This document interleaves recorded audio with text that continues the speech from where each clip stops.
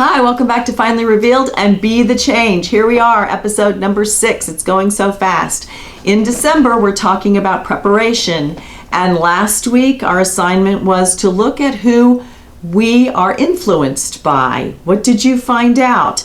Did you think all the way back to when you were young and who your idols were, or who, did you have a favorite movie star or someone on TV? Did you really look up to a teacher?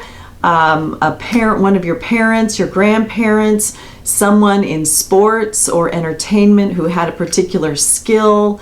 Was there someone very influential in your life who made a difference for you?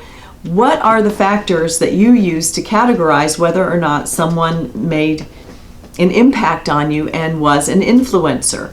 As adults, we may look to people in the news, we may look to people in our workplace, our friends or colleagues who seem to be getting ahead.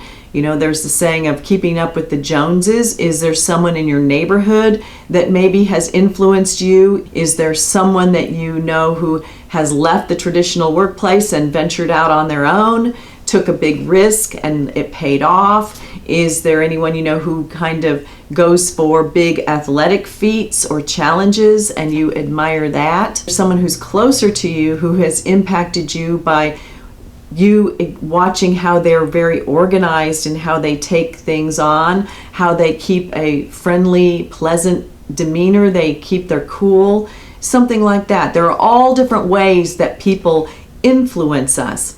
This exercise on who influences you was meant for you to realize that people who influence you are all around you, and it might be different based upon what you're involved in at the time or who you're exposed to or a particular situation. And the reason I wanted you to do that and for me to do that as well, is for us to realize that now put yourself in the center and think about all the people that you are coming into contact with who, for good or bad, you are influencing by your behavior, by your habits, by what you share with them, by how you share it, by your instruction to them or your help for them, by your kindness or your compassion, by helping someone get a leg up, by helping someone get out of trouble, by helping someone on the job, just by being an example for someone. You are an example for someone, and that's why this Be the Change does not have to be about you setting up a big foundation to, like Oprah set up a school in Africa. Different people affect others in different ways.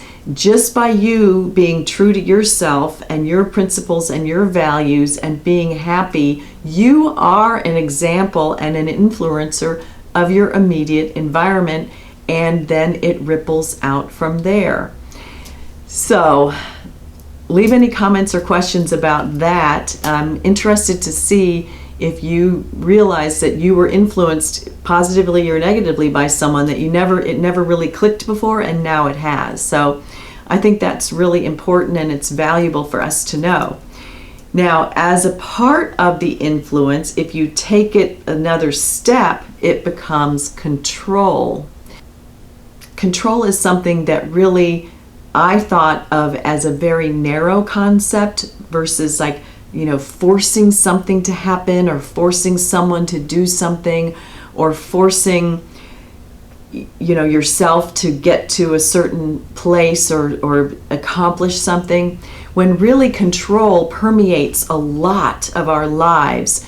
Control is most often manifested in the individual person, and it pops out when you're in times when you are frustrated. Have you been frustrated lately? Have you been frustrated ever? What was the source of that frustration that you thought? Can you look at it a different way when you say someone makes you angry? No one makes you angry. That's a response that you have to a situation, most often because of something inside of you. So if you are experiencing frustration with how something is going, it's not going the way you would want it to, the way you expected it to, the way you planned it to, the way you need it to, that is control. You have an idea that you are projecting out that you want to happen in a certain way, or you want someone to behave in a certain way, or you want something for yourself in a certain way. And the reaction of the frustration is one of the indicators of that. So look at who we have that has influenced us. Have any of those people carried over such that they're not influencing you so much as where you from the inside are recognizing a quality or an aspect, and maybe you're modeling it, or you're just copying what they do, or getting tips from them, or appreciating them for how they handle things. But there is an element of control that they want you to be like them, or they expect you to be like them. Have you done that to someone else? Growing up as kids, we have rules, we have family expectations, and then as we are adults, we have organizations or workplaces where certain types of conduct are required or expected.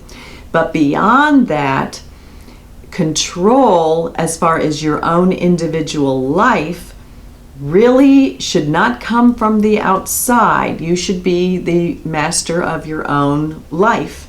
And also limit your attempts to control other people. Live and let live comes to mind. But control and influence, there can be kind of a blurry line sometimes. So take the influencing information that you gathered last week. Now examine it in the light of control. Is there any control upon you or by you upon someone else? Can you see that? Do you recognize it?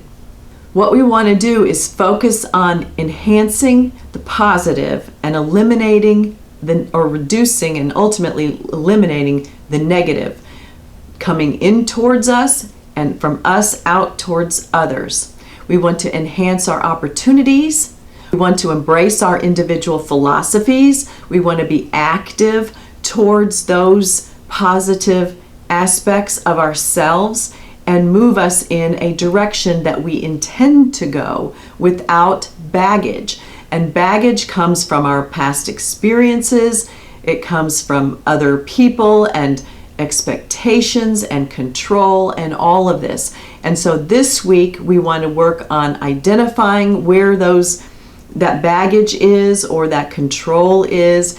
And once you look at it, then you can eliminate it. So this week's assignment is to look at aspects of control by you to things, by you to yourself, by you to your family, and other people on you. Just see if you can start observing where that is, because you can't get rid of something until you can identify it. So, and do something nice for yourself 3 times this week.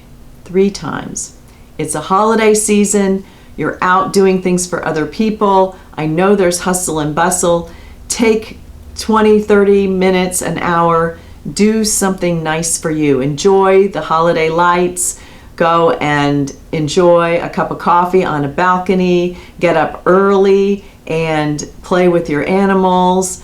Do something, with your kids or with your friends. Do something nice for yourself, something that you enjoy. Okay? Subscribe to see the other videos, and please come back and see me next time. Subscribe to see the other videos, and please come back and see me next time. Thanks for watching.